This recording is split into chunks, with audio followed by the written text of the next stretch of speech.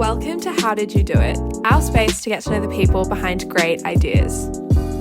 Whether you're on your morning walk, heading to work, or relaxing at home, enjoy. Your daily dose of inspiration awaits. Hi everyone, and welcome back to How Did You Do It? As always, I'm joined by my lovely co-host Gabby. Today we had such a great episode. We recorded one of our, I think I can speak for both of us, one of our favourite episodes ever. It was so lovely talking to Lucy from Normal. Yeah, it was amazing. We dived into everything from her early life after high school, going to uni overseas and doing her master's overseas, to working in various startups and being at McKinsey and consulting, and then pivoting and transitioning into Normal. So it was just such a explorative, great conversation. No, definitely. And her work is absolutely amazing. What they're doing with Normal is, I think, just like so important and so necessary. And I think that a lot of people our age would agree with that. They're trying to reshape the whole narrative of sex education, sexual health, and sexual wellness. And it's like genuinely so necessary. So it was so amazing to have this chat with her and to really like hear about the mission and how they're going about it and why Lucy believes it's so important. So yeah, we know you guys will love this one. As always, put in your earphones, go for a walk and enjoy. Enjoy, guys. Hi Lucy, thank you so much for joining us. Thank you for having me. To get us started, we'll do a bit of a quick fire Q&A round. So first things first, do you have a favourite book? Yes, I do. I think it's technically an essay, but you can like buy it in book form. So my favorite book is actually The Hedgehog and the Fox. It's by a British philosopher called Isaiah Berlin. He was like a sort of liberal with a small L philosopher in the sort of mid-20th century, thought a lot about the Cold War, sort of authoritarianism, totalitarianism, the relative value of different political values. Anyway, he was also a very good intellectual historian, and he wrote this like book that is all about the difference between thinkers who sort of know one thing and try to fit the world into one system of thought, or a holistic system of thought, versus thinkers who are much more pluralistic and sort of take from different traditions, or are much more interested in the specificity of things in their differences, as opposed to like finding single models of the world. And I've just found it to be something that has influenced my thinking a lot in quite a deep way. And he also just writes beautifully. It's like very fun and interesting to read. So that book. Wow, must check it out. Really important. I have to check. Yeah, it's good. It's a bit hard going when you first get into it. Like most of the time I wouldn't say this, but I almost recommend reading like the Wikipedia first, because then you know like the broad structure of like what you're getting into, and then you can actually kind of be like, oh, okay, I see the wider point he's trying to make, because otherwise it's easy to get lost in it. But, yeah. Definitely. And do you have any morning rituals? I don't have like a fully planned morning. You know how some people have like a really like rigid, perfect morning structure. 5 a.m. clubs.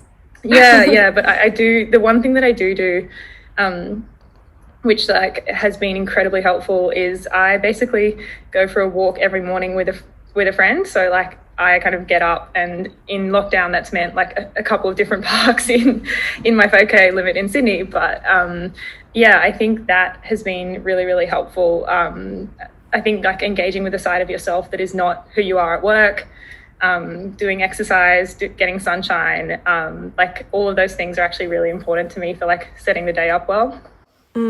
Yeah, so important. And to finish off our quick fire, what's your favourite drink? Probably Pet Nat, like natural sparkling wine. If I'm going to butcher the French, but like Petit Naturel, yeah. it's like very drinkable all summer long. Yum. I love that. And before we get into your career, I'd love to dive into what you kind of did after high school and your experience in your late teens, young 20s. Yeah.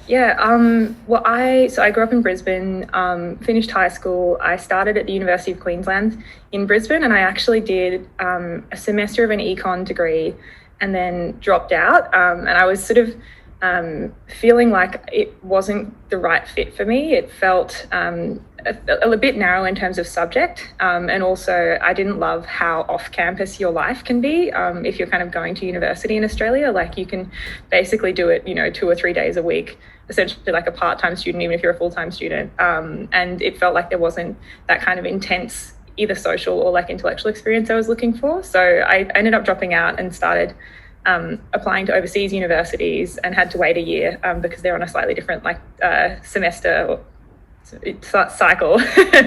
And yeah, in the meantime, I did like a bunch of odd jobs to kind of help me pay for what was going to be an expensive overseas degree. So I ended up doing stuff like I worked for the Queensland government typing up police interviews. So I'm like now quite a fast typer. And I think I did some tutoring and a few other kind of random bits and pieces. And then ended up sort of a year later starting at Cambridge, where I did their course in social sciences. That was kind of my undergraduate degree. Did a year at the business school there. Worked on a startup, like a mini media startup when I was at university, called the Cambridge Globalist. So we launched this like new newspaper on campus. And that was like my first taste of startup experience. Yeah, and then a year at the business school, frankly, like mostly so I could stick around and do the Globalist, because it was like kind of a bludge degree. And then apologies to my professors. I'm definitely never getting asked back. But then did a master's at the University of Chicago. And after that point, moved to Germany, spent some time in Berlin, and then moved back to Australia, to Melbourne, to start in consulting. And that probably like brings me to like the beginning of the formal career. Beautiful. So do you mind running us through what your early career was like? Yeah. I mean, I had throughout university, had to kind of work, so you can't, Cambridge won't let you work during the term time. But there was a sort of certain amount of fees that I needed to pay. And so working was like a pretty important thing in the summers. So I did like consulting internships mostly, and through those ended up getting a job at McKinsey, which is like a strategy consulting firm. And then I started that job once I came back to Australia. I think the early, that experience was really formative in terms of the skill set. It's, I think, an incredible training ground in terms of how do you break down a problem, how do you work out the most efficient way through that problem, how do you execute on it, how do you think about how to manage stakeholders, including a lot who'll be more senior or more expert than you. So there's a lot of really good generalist business skills that come through that. But I also think in that experience, I'm probably not alone in this. I felt a pretty strong sense of sort of dissonance with the career path in front of me, and even kind of the values of consulting as a whole area. And so I was pretty sure I wouldn't be there for a very long time, but I just stayed long enough to kind of get the skill set, and then eventually left. So that, it was like a lot of young people, I think, just some really valuable early training, but also asking a lot of questions about what I cared about, what a good working life looked like to me, what type of problems I'd ideally want to work on, all of those types of things, where I think you can kind of have a rude shock when you first join the workforce and realize that it's not like every rom-com where they have a really great job in journalism in New York at the age of 22. I think there was a lot of searching that I had to do at that point. Definitely. Oh, sorry, Gab, you want to go? I was just going to say, was that a very daunting step? I know that you talk to a lot of people who have their eyes set on this traditional career, and it's a lot of what happens in the startup space. It's people leave these jobs with great prospects that are really comfortable and could lead to a great life. So was that super daunting to kind of leave that to venture into a startup career? Yeah. And to be honest as well, at the time, I actually didn't know I was venturing into startups. I didn't leave with a clear plan. So I did all the things that people tell you not to do. And, sent an email to the whole Australian office, sort of explaining that I wasn't leaving because I had a great job to go to, but just that I couldn't make the lifestyle compatible with having a healthy relationship and mental health. So it definitely wasn't necessarily a super clear plan. But I think for whatever it was worth, I was sort of reasonably confident that I could find pieces of work that would allow me the financial freedom to sort of work on a startup. And I think that was a really good thing about the consulting skill set, is actually you can kind of take it and use it as an independent consultant, and sort of work anything in the range of 2 to 3 days a week, and live a very comfortable lifestyle and buy the rest of your time back in order to do things that might be investing in a skill set or might be testing out a business idea or volunteering. So it does actually provide you with some degree of flexibility to experiment with your career a bit more. And that was really valuable. I'm trying to think of other stuff about this. I don't know. I have a very high risk tolerance, I think, is my problem. I was like, oh, we're fine. Wow. Yeah. Actually, one thing I will say, sorry, is I did get some really good advice at the time. Like, at the time I was sort of thinking about a range of different careers, including startups. And I had a friend who connected me, of all things, with Tom Tilley, because he was temporarily living with him. This is the guy who works at Triple J. And I was like asking him about how you become a journalist. And he gave wonderful advice, which I will hopefully someday thank him for, which was like, because I was like, oh, I just need to like jump in straight away. I need a full-time job in it, like right away. Like that's going to be the plan. And he was like, or you could think about progressively building your way towards working in a field. Like, lots of fields don't come with like paid full-time jobs in the thing straight away, so you might want to consider like use some of your existing skill set for a portion of the week, start using that other building that other skill set, or like earning a qualification or whatever the thing is with the rest of your time, and do it in a more gentle fashion. And I actually found that while it was hard to hear, I actually found it really useful as I went on, because I ended up following probably that model. And it is a great model to follow, especially in terms of setting the foundations and really securing every little skill as you're kind of gradually building and growing on them.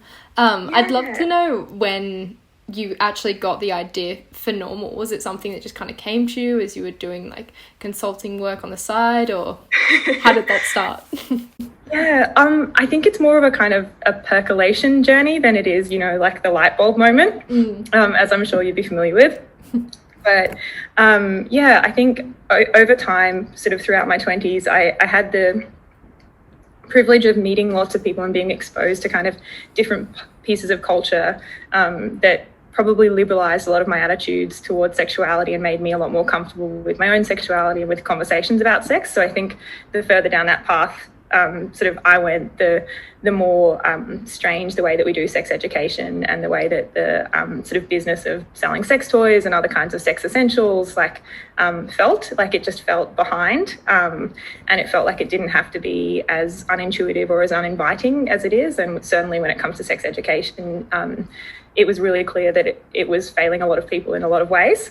So I think that kind of awareness of the problem and a sense of what something better could look like definitely was like a building sensation. And then probably I think the concept of a brand that kind of unified like really high quality education and a really different take on physical product and that kind of thing probably like a couple of years before I think started to kind of percolate. And then there are like a couple of points that stand out. Like I had a lunch with some friends where in this case, the men were cooking and they're really fucking slow. So like lunch got served at like 7 p.m, which meant that like all of the women in this group of friends were outside drinking for 7 hours, like on the porch. And I remember like at some point being like, here's all the things that are wrong with like how sex toys are sold. So imagine like I'm on a lot of pet nat at this point. And then like 7 hours ensue of us being like, oh my God, it'd be so good if it were this, and what if you did this, and that'd be amazing. So I remember that as a point being like, oh yeah, like we actually did have a talk about it then. And there were a few more steps along the way, and I think being able to kind of launch it with Eucalyptus has been incredibly important. But yeah, probably like from that very drunken lunch dinner thing to launch of Normal was probably about a year. Yeah. You did touch on this a bit in terms of like the broader issues, and Normal really is tackling such broad issues: sex positivity, sexual education, consent education. How have you gone about making Normal so much more than just the products? Because topics like that aren't topics that are necessarily addressed at like regular environments where you'd like purchase these products, and it isn't like a necessity. That's like an active choice you've made. Why is that, and how have you done it? Yeah, that's it. It's such a good question. I think there are so many pieces to that. I mean, at one level it was, I think, a sense that you are solving an important problem if you can make it like easier for people to buy products that help them like explore their body and have fun with partners, like sex toys. So it's definitely like that is a real problem to solve, but at a certain level it's an e-commerce problem, and it only goes to a certain level of depth in terms of making a difference to how people as full humans feel and act when it comes to sexuality. And so I think I think it just always felt intuitive that you should be talking to the whole person, and in the context in which they exist. So how do you don't just talk to someone about how do you use a vibrator or like top 10 vibrators and how to pick them, but actually being like, here's all of the the science of sex that you missed that tells you about arousal and desire and libido, and here's a bunch of like resources that are related to sexual communication, and here are a bunch of stories that are about other people's experiences that help you see that you're not alone in yours. And yeah, so sorry, this is a really lame answer. I'm like, it always felt very natural to talk to the whole person, and that was the big problem that we were trying to solve, that although we are still trying to solve. Like our mission, at least at the moment, is like contribute to the first generation that has sex without shame, and that's like a much bigger mission than make it easy to buy a vibrator discreetly. But I think it's one that's a lot more meaningful, and it always felt natural to want to do that because it solves the problem that really matters to people and that's close to their hearts. Definitely. And the branding of Normal is such a breath of fresh air. Like it is just very like easily digested. It's very open for anyone at any level to kind of navigate the Instagram or the website and feel comfortable and not feel like out of their depth sort of thing. How was that for you, presenting Normal in this way and kind of re-envisioning sexual wellness and getting people kind of on board with that vision? I mean, it's been a joy. Like, it's really fun. But I think, in terms of how we thought about, like, what do we want the branding to say? How do you want someone to feel when they interact with Normal? We were definitely taking some cues from things that we knew felt a bit off about how a lot of the sort of sex toy and sex tech industry is branded. Like, if you look at, a more, like, a classic like Naughty But Nice, or think you're like big sex store near the airport. One of the things that I used to notice a lot would be that even if they're nominally not ashamed of sex, everything about the way they brand themselves actually feels like they're ashamed of sex, because if you're having to make sex cheeky or cute, or like take the toy and make it pink and purple so people feel comfortable, or if you're like having to lean into the kind of like 50 Shades of Grey style, like sepia toned, like hot bodies, semi-porny look. Like, the reason you were doing those things is because you assume your customers have shame and you're trying to help them get around it. And so you're still at some level, I think, buying into the idea that there is something wrong with wanting to enjoy sexuality. So I think like I was very clear that we wanted it to not feel like that. Like we truly wanted to like almost work backwards from what would a world where you didn't feel ashamed about sex and sex toys and your body look and feel like, and then go back from there. And then I think another thing that we were super conscious of is that there are actually like a lot of amazing leaders in the sex industry, and I really don't want to take away from that either. Like we do certain things differently, but there are a lot of people who have like broken really important ground. But I think it can be very easy if you're someone who exists in very sex positive spaces, and if you know all the product specs and you know like all of the anatomy that it's related to forget what it's like to not be that person. And so I think a lot of the experiences and a lot of the design that you see kind of forgets what it's like to feel overwhelmed if you see like 500 products and you have no idea what they do and you're too embarrassed to ask a question. So we really wanted to kind of design with the kind of a person, like the median person in mind as well. And just saying like, okay, that person probably has, like most of us in a society like Australia, like some kind of internalized anxiety or insecurity or confusion or shame about sex. They also have like a lot of curiosity and desire. They probably have like some degree of sex education, particularly about contraception and pregnancy, but they probably haven't had a lot of the kind of pleasure-based sex education. And so they'll have like turned to sources like porn and pop culture and friends and social media for information on those things, sometimes incompletely. And so we wanted to be like, how do you kind of create a brand that they feel really comfortable coming to, that doesn't make them feel like an imposter for not knowing things or even like not knowing the right language, but actually kind of provides that education and makes it fun and makes you feel comfortable. So that was kind of the philosophy we brought to it, at least. Amazing. Yeah, I got a few points on that actually, especially in terms of sexual education.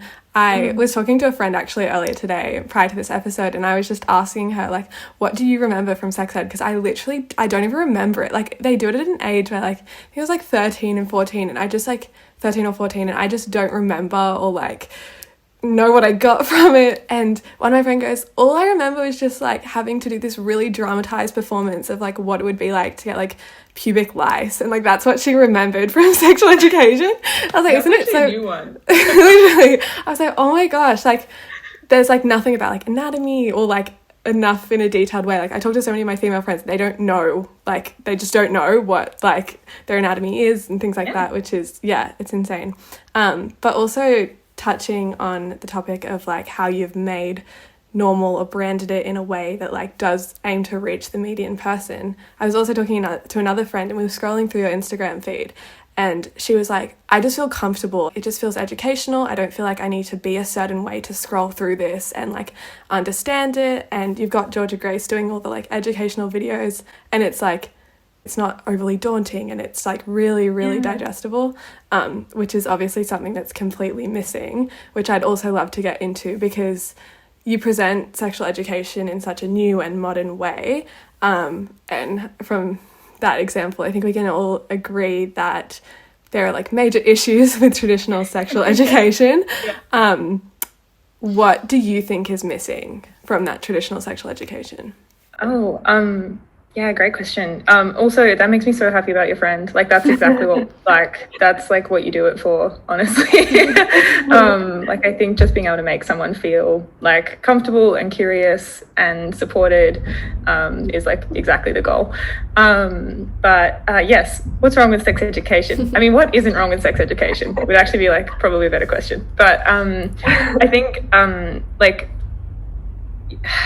you know, sex education has grown out of the kind of physical education curriculum in most countries, and it's generally been about managing for a very like a specific subset of health risks, as opposed to like kind of addressing the relational or the emotional aspects of sex, which are still really important parts of like growing into an adult and engaging with sexuality. So I think that, like, as context, explains a little bit why, you know, in an Australian school, I didn't know about pubic lice. I've clearly missed that lesson, but you'll typically get like a condom on a banana. You might get a bit of exploration of alternative forms of contraception, maybe. You might get some, you know, in biology, like explanation of how babies are made. And then you will probably get like a little bit of like STI, potentially some drugs and alcohol related stuff at the intersection of sex, but that's kind of like what gets covered. So I think certainly we can all agree that we need a more comprehensive health curriculum when it comes to sex. So, you know, covering pregnancy and contraception thoroughly, and like the stats that we've seen are kind of like a majority of young graduates don't actually know about the different types of contraception. So all they think of is condoms or the pill.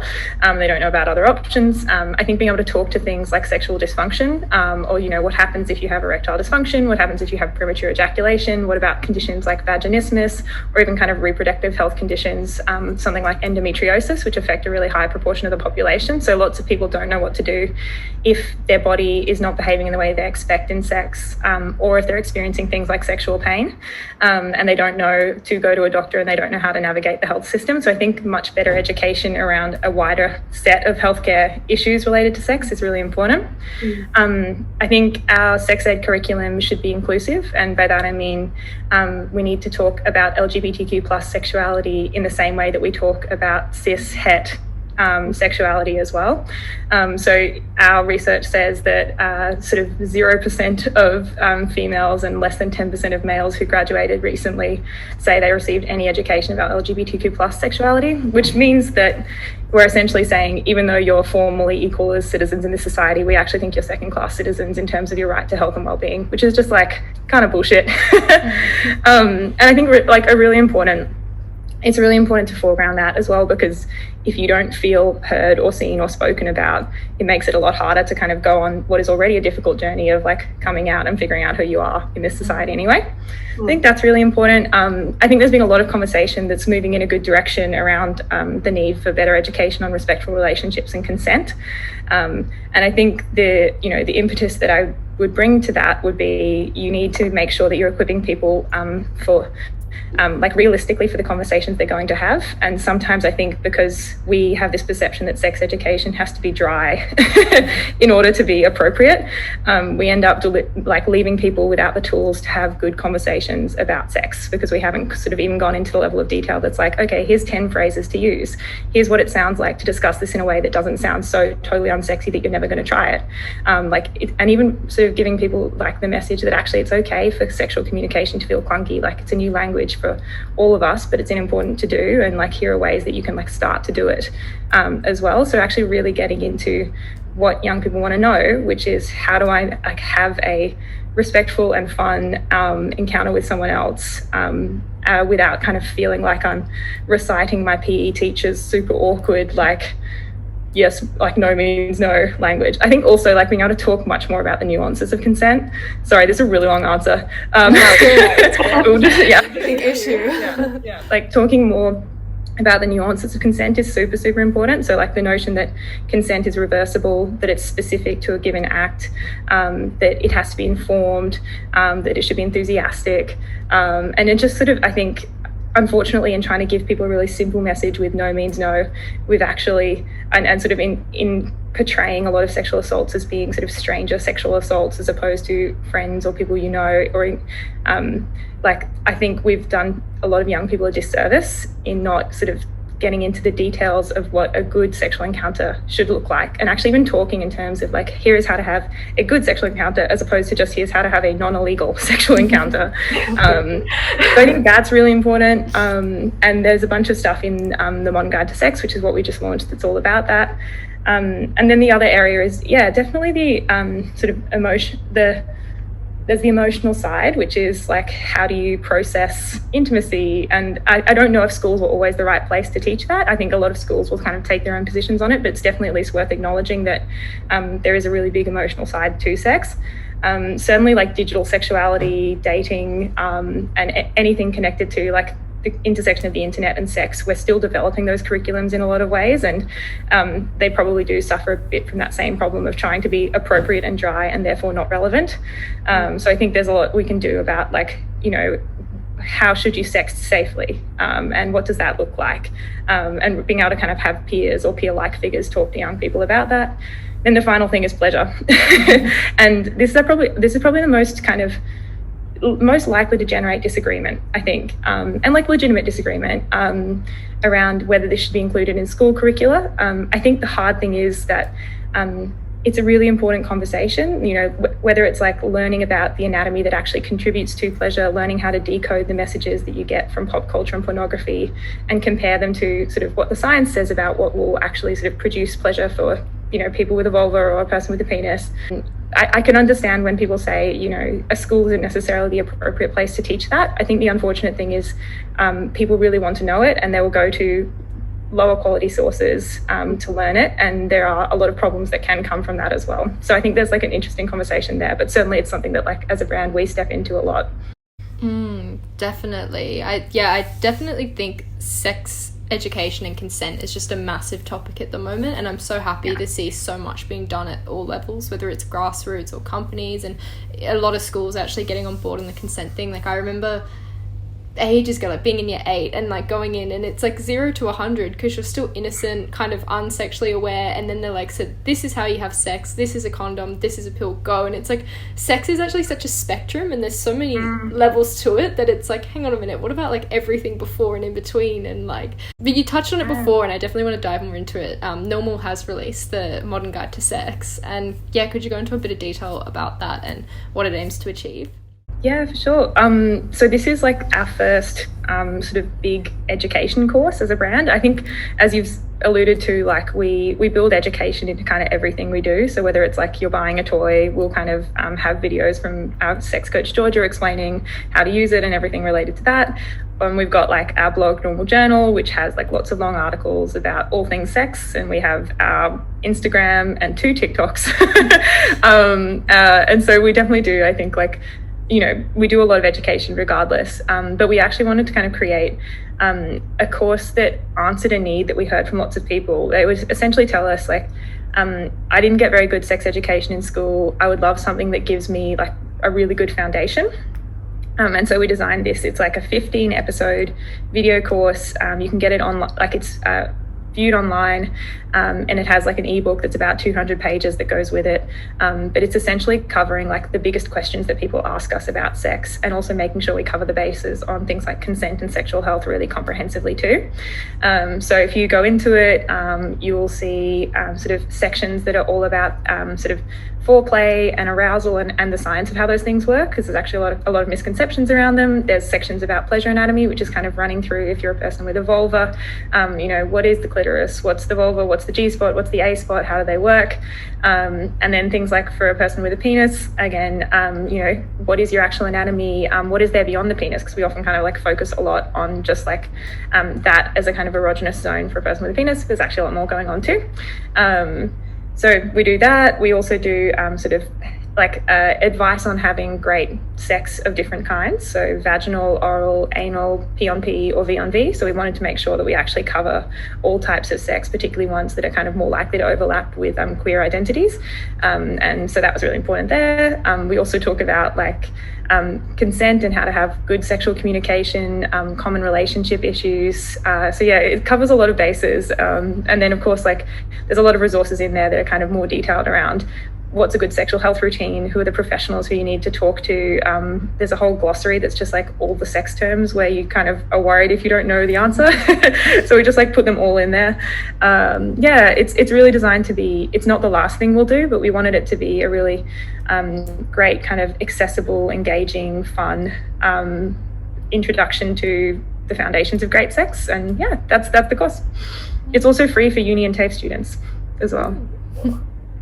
I just love like the overarching mission. It's like genuinely so important and so necessary, and like for people to feel comfortable asking questions and having open conversations and not feeling judged. It's just like literally so important. Yeah, so great to hear. When did you begin, or have you begun the process of expanding Normal globally? Yeah, I mean, so with the course, the cool thing as well about digital education is you can sell it everywhere. So we've actually found with that's been the thing that has kind of led a lot of our international expansion. So I think the Modern Guide to Sex, we now have people using it in like 25 countries. So we launched that about 6 or 8 weeks ago, I think. So that's definitely been like a kind of almost, I don't know what the military term is, but like a beachhead? Anyway, it's like the first thing. It's the first wave of the infection. And yeah, and then with kind of other countries, we've just started selling in a few other countries as well with the toys too. And then we'll obviously like hope to expand over time as well. Yeah. That's awesome. And I'm sure in this whole process, I mean, I can already tell from just like your background and everything you've done that you're very methodical and like on top of things and a risk taker, and it seems like Normal has everything just really thought out and like well executed. But I'd love to know if there has been any challenges along the way in creating Normal. Oh, so many. I love that it looks organized from the outside. That's great. But yeah, I mean, there have been like everything from like very funny moments to sort of more kind of serious moments. Like I think one of my favorites was, you know, I lived in Melbourne and I actually moved to Sydney partly to do this job. And I had to move at a time, like I had to move when we were busy getting like product samples and testing them. And so I don't know if you know this, but you can't put a vibrator in like checked baggage. There's a thing about it potentially exploding the plane. It's bad. But like, anyway, there was a moment where I was like trying to take like 15 vibrators through carry-on at Melbourne Airport. And I had to repack everything there. And I was also being like, I swear to God, it's for work. Like, I swear it's for work. So it was just, there have been like a lot of very funny moments like that. Or like my team, I had to quarantine when I got to Sydney, and like my team would send more samples, and they all got opened downstairs at the hotel to check what was going like up into the rooms. And so they like, I can't even imagine what they thought, but there were definitely like a fuckload of samples coming around. So yeah, that's not like a proper challenge, but there've definitely been a lot of like interesting moments like that. I think like one of the hardest parts of the journey is actually, and this is probably true for anyone who's like, you know, might call themselves like a social entrepreneur, or is doing a mission-based business, or is working like through a mechanism that is not just like non-for-profit charity low scale stuff. Like if anyone who's kind of working in that mode where you're like, I'm trying to scale a response to a problem using a business as a mechanism, I think is like having to be pragmatic about something that you care so deeply about.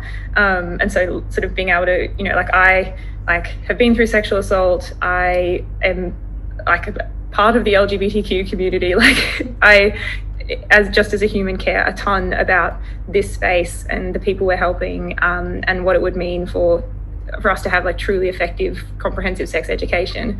And so I think having to be like, care so much about the mission that you're working on, but also having to kind of step out, like what are the things that I have to do to get there? How can I use like this as a mechanism to do it? Sometimes having to make pragmatic decisions about that, I think is one of the more interesting pieces of it. And it's something I sort of underestimated coming out of a corporate where I was doing very technocratic problem solving or technical problem solving on topics that I didn't care about, and sort of wishing that I could work on a problem I cared about. I think it's actually it's a bit of an art as well to make sure that you build your identity and sort of separate the parts of your identity in a healthy way, so that you can make sure that you're not over identifying with your business, and that makes you hopefully like more effective and like also easier to be around. Yeah, so yeah, it's an interesting one. Wow. Were there any like personal challenges in terms of like leadership and things like that? Oh, like tons. Yeah. Like I think again, one of the things when, you know, you're like, I think I thought I was a better manager than I am coming out of consulting, and that was partly because in that role, like you learn really well how to manage a group of people who have an extremely similar skill set and an extremely similar like job description, and who are all trained in the exact same norms and culture, and sort of ways of working. And like the amazing thing about Normal, that's really, really important to note, is like our team is made up of like, you know, a very talented set of like growth marketers and creatives and our new product development. And so it's a set of people who have like diverse skills that are all really important. And I think, you know, certainly like one of my journeys as a leader has actually been, how do you, particularly when you do care a lot about what goes out under the name of the brand, like not micromanage, and also sort of provide like the information and context early for those team members, so that they can do their job as effectively as possible, but then like let them kind of like exercise the skills that they're great at, and be creative and do amazing work. So I think that was actually like a really big theme of the first few months for me, was like learning to do that. Yeah, I'm also like stupidly organized, so I have like a massive Gantt chart. So it's a running joke, the problem with the Gantt charts. Yeah. Oh, that's not like the worst thing you could be, is stupidly organized. Yeah. I think it's necessary for the job. Yeah, definitely. To flip it on its head, what have been some of the biggest successes for Normal so far? I mean, yeah, they're all things that, again, like that team I'm talking about, like it's all them. Like stuff I've been really excited about, like we did some really interesting research with like sort of demographically representative set of Australians and we released it under the title of the Big Sex Survey, and that was where, you know, for example, a lot of the statistics that I'll cite about sex education come from. So like the lack of LGBTQ plus sex education, the non-differentiation between porn and real life sex, the even the inadequacies of like pregnancy and contraception related education. So I'm really proud of that work, I think, and being able to kind of contribute to a conversation that is about policy and the adequacy of it, and sort of be a connector between young people and how they like to be spoken to, and what they want to know, and sort of people who are trying to work on the policy side to make that type of change happen. So I really like being able to kind of do that research and provide that. And then I think honestly getting the Modern Guide to Sex launched, like it's I think it's the most genuinely new and innovative thing that we've brought to the space. Like I love like our toys, and I think dramatically improving the experience of e-commerce, but I think as a brand to be able to really talk about education and start providing it in a meaningful way was really important. I don't know if you saw our truck in Bondi. Yeah. A lot of people, that's what everyone saw it.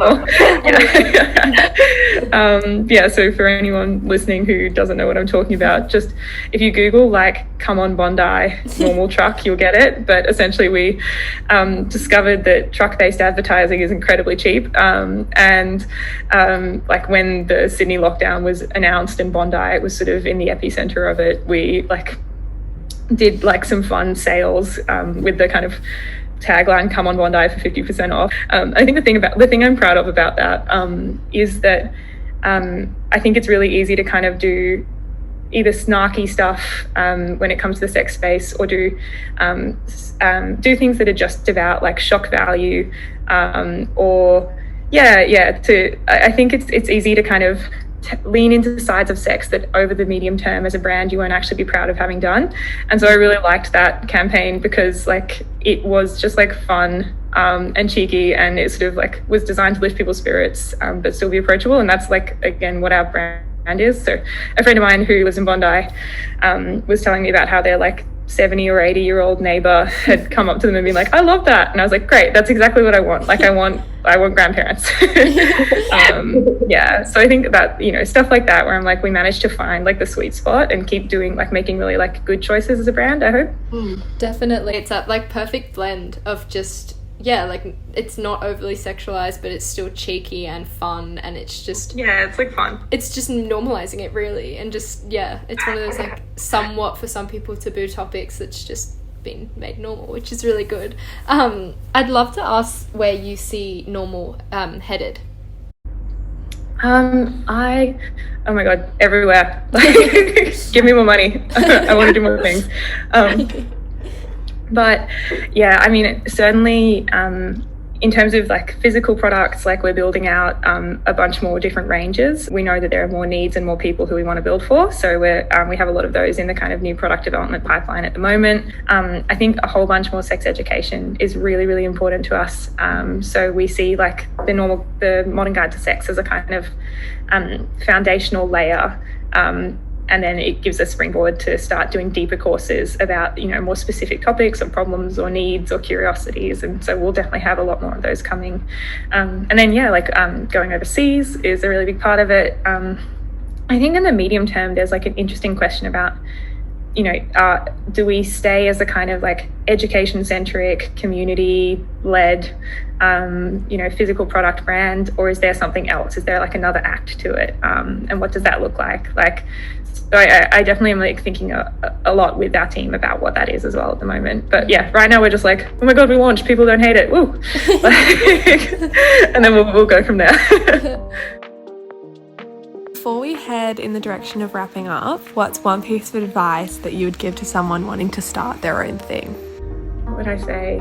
Actually, here's like a good piece of advice, which I got originally from the CEO of Black AI, who's a friend in Melbourne, and he, like when I was thinking about a business in this space a year ago maybe, he gave the advice that was like, you don't have to make a kind of really stark decision, like to kind of quit your job and do the business full time straight away, or you don't have to make a really stark decision to commit yourself for 5 years on the basis of a hunch. So it's like, do a staged due diligence process. So be like, okay, am I willing to commit 2 weeks of time to due diligencing this idea?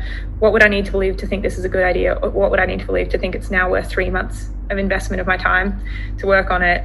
And then kind of like literally structure out that process and be like, how am I going to answer each of those questions in the time I've allotted myself? Do that process. If you're like, oh yeah, like I think we've passed this kind of minimum bar of there might be something here, maybe the next stage is like build an MVP or something like that, and it takes you X amount of time, like, and then be like, okay, am I ready to commit that amount of time? What does success look like at the back of that? Then the next stage and the next stage. Like, I think there's obviously an alternate version of that that's like the dogged founder who never gives up, but I think we hear way too many of those stories. And I think it's valuable sometimes to be able to be like, there is a way of testing whether you want to invest half a decade or a decade or 3 decades of your life in something, in a more kind of like realistic way for a lot of people, which is actually like that process. So I just recommend, like, if you think you have an idea, figure out what are the kind of the biggest hurdles for it and what are the biggest things that would affirm that there's like really demand for it, and then like go test those in a kind of measured way for yourself, and then decide to invest more deeply if you're ready off the back of that. Wow. Yeah, definitely. I'd also love to ask, you've had like such an amazing career and it's really like twisted and turned, and I find it so interesting. And so amazing feels strong, but twisted. I would also love to get a piece of advice from you for younger people, university students who are also more so just trying to find their place and like figure out what they want to do. Oh yeah. I think we get so much bad career advice. So this is like, I assume, an entire podcast in itself, but certainly like there are way more careers than what's present at a careers fair. Like what you're seeing there is probably like 5% of the careers possible, and it's probably like very traditional, vocation or like vocation light type careers, like professional services that you're going to see a lot of. And it will be the companies that have the resources to advertise to you directly on campus who are like coming and becoming visible to you. So I think making sure that you diversify your influences in terms of understanding like what types of careers are possible, and whether that's like following something like StartMate if you're interested in startups, or whether it's like identifying like, I don't know, 50 or 100 like cool people on Twitter and like going and like researching their careers for yourself, or like whatever the thing is, like make sure that you're not accidentally consuming a really like tiny diet of potential careers. I think that's really important. I think also like being comfortable with the fact that there will be trade-offs when you first do your career, like when you first start out, and that's okay. So I know lots of people who frankly like went into consulting because it allowed them to delay a lot of trade-offs. Like it's like good money, prestigious, supposedly gives you a skill set that you can go apply to other things, and then a lot of people never leave because I think they're a little bit scared of like what it would look like to commit to something that they might regret. And so I definitely think being able to be like, actually, yeah, like I'm comfortable spending 2 years building a skill set here. It's not going to be everything I want. It won't be like, it won't satisfy all of your criteria, but because it gets you to something valuable, or gets you to a position that's good, like being comfortable with that and sort of being comfortable taking some risks in terms of that. Also, like your career is so long. Like I know so many people who 5 years into their careers have said it's too late for me to change. And if you like, I think even just drawing a line and being like, here is the 60 to 70 years of your working life if you want it to be, like draw out how big 5 is, and then like look at how big that space is and be like, there is no way that is too late. Or even people who are 2 years in, or people who've done a degree and they're like, fuck, I don't like this, like I don't like any of the outcomes from this degree, like fine, do another one. I would really like strongly recommend like not feeling trapped by the kind of looking around at your immediate peers and cohort and feeling the need to keep up in something that makes you unhappy. Also like learning how to do discovery well, like so you might even want to be like, okay, I'm going to give myself 6 months of salary. Like if I can find a way to save it, or I can find a way to like balance my expenses, or I can find a way to do part-time work or whatever that thing is. And then like conduct a series of kind of like low cost structured experiments for yourself about what you like. Because a lot of people don't know what they like. They just don't know they don't like the things in front of them. So like finding ways to do that, I think is really helpful. And also like if you make a mistake, it's fine. Everything is reversible. As long as you didn't embezzle money, like you're fine. Like, yeah. So yeah, don't embezzle money. That's a very important takeaway. That will probably have bad impacts on your career. But yeah, I think like if I could go back to myself in university when I was like driving myself nuts, being unsure about like what I wanted to be in life, I would just be like, it is utterly okay. You will figure it out. It won't be obvious. I also think like, sorry, this is like the final thing. Interestingly, getting to do normal, like there are probably like 10 different things that I did as like pieces of projects where I was just like interested in them, and I did them for free or volunteering, that contributed to my ability to do this job, like to get this job and to do this job. Yeah, so I definitely think like if there are things that you're doing as projects that you're passionate about, that's something to definitely look closely at, and not to turn down. Yeah. Okay, I'm done. Thank you so much. This has honestly been such an amazing chat. That was such an amazing episode. Like, it was one of our longest ones yet, and we were just completely immersed. Yeah, I loved that. No, same. I loved it too, and I think it's so intriguing because it like genuinely is something that like people want to talk about and people want to know about. And so yeah, I hope everyone really enjoyed this episode, maybe took something from it. Yeah, if people want to find more about Normal, Gab, where can they find them? They can find them at itsnormal.com. That's their website, or you can find them at normalco on Instagram.